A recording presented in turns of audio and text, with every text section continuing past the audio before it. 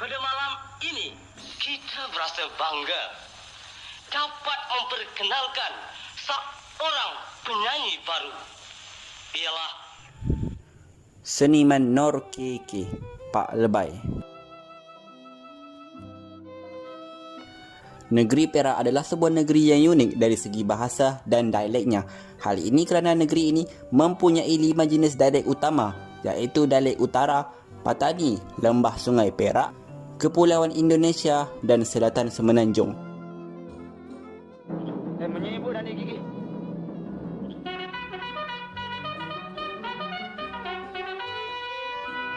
Apabila kita bercakap tentang Allahyarham P. Ramlee, tentulah lakonan dan lagu-lagunya bermain di minda kita. Kita dibesarkan dengan filem-filem P. Ramlee dan begitu juga dengan generasi sebelum ini. Nampaknya P. Ramlee turut diminati oleh generasi muda pada hari ini. Benarlah orang berkata, P. Ramlee akan hidup 1000 tahun lagi kerana keagungan karya yang dicipta. Daripada 34 buah filem yang diarah oleh P. Ramlee, 18 buah filem adalah dari genre komedi. Filem komedi pertama beliau adalah Bujang Lapuk yang diarah pada tahun 1957. Pada tahun 1965 dan 1966, beliau telah mengarah sebanyak 3 buah filem komedi berturut-turut, iaitu filem Sabarudin Tukang Kasut, Do Re Mi dan Nasib Do Re Mi. Antara filem komedi arahan beliau yang mendapat sambutan adalah Nasib Do Re Mi.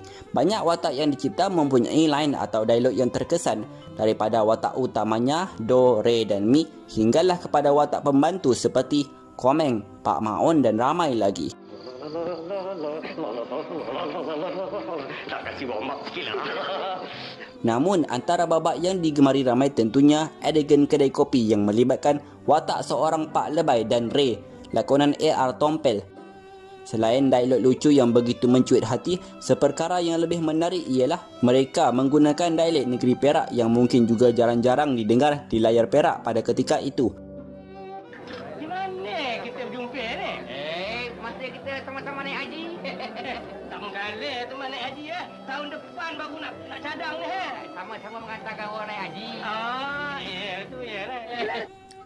Menurut Rahmah Bujang, dalam naskah sejarah perkembangan drama bangsawan di Tanah Melayu dan Singapura, seniman Nur KK merupakan penggiat seni bangsawan arus kedua, iaitu sekitar tahun 40-an. Beliau yang dilahirkan sekitar tahun 1919 itu berkelulusan sekolah Melayu.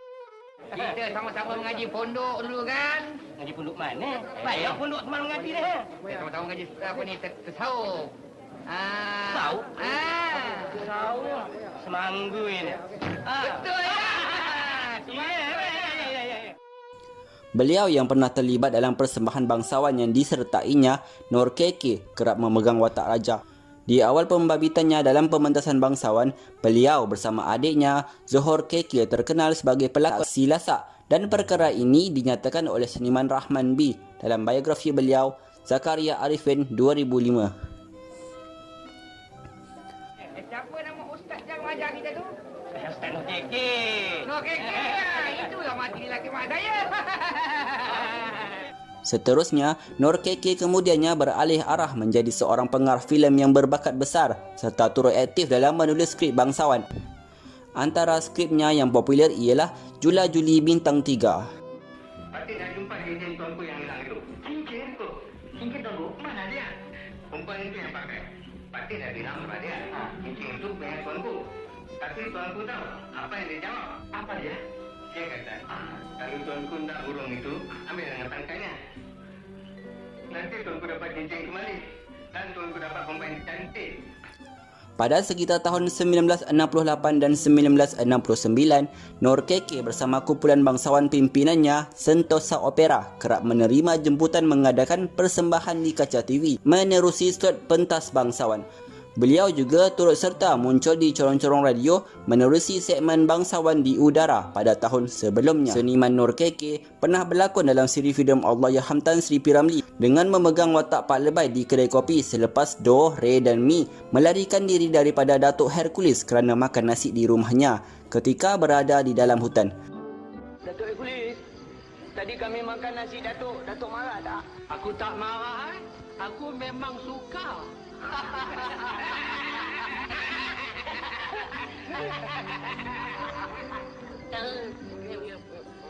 Selain itu, kewujudan watak dan nama Nur KK ini diperkuatkan lagi dengan wujudnya nama Ustaz Nur KK yang disebut oleh kedua-dua pelakon dalam adegan di warung kopi itu. Dalam semakan pada kredit filem Nasib Do Re Mi juga mendapati wujudnya nama Nur KK, dieja sebagai Nur K dalam senarai pelakon pembantu. Selain filem Nasib Do Re Mi, Nur KK turut diberi peranan kecil dalam filem Do Re Mi, Masam-Masam Manis dan Keluarga 69.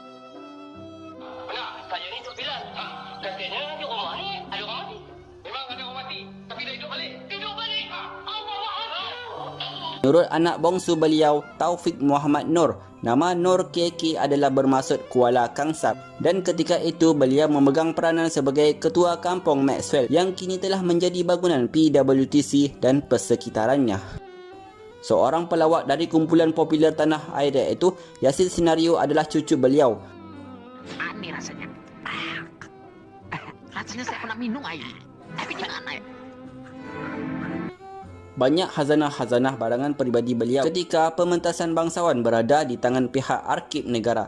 Dalam temu bual dengan wartawan A. Aziz Ismail, pelakon veteran A. Arbadul mengakui bahawa Nur KK lah orang yang bertanggungjawab membawanya ke dunia lakonan. Menurut Badul, sebelum dipelawak oleh Nur KK untuk menyertai dunia bangsawan, beliau bekerja sebagai konduktor bas dengan syarikat bas Kelang. Badul juga memang mengenali Nur KK yang juga sahabat bapanya, A.R. Tompel. Maka mungkin atas faktor itu juga dia tidak menolak desakan Nur KK agar menyertai rombongan kebudayaan Felda pada Jun 1974. Turut sama dalam kumpulan bangsawan bergerak ini ialah seniman Ahmad B, Yahya Sulong, Karim Latif, R. Jaafar, Rahman B dan lain-lain. Nur KK meninggal dunia pada tanggal 5 Mei 1980 pada usia 59 tahun. Al-Fatihah. Cari siapa dia? Nak mencari Pak Haji Husin. Haji Husin? Macam mana? Pak Haji Husin ngok-ngek, kaki untut, kepala kemik. Oh, bapak saya tu kedai beras tu, Betul kan? Iya tu, Saya lari ke orang tu, Dia nak makan kuih puri. Dia nak berkenal ke saya? Belum dia berkenal ke saya berkenal ke dia dulu. Padan muka dia, mampu, Duduk sampai pagi esok, tinggal,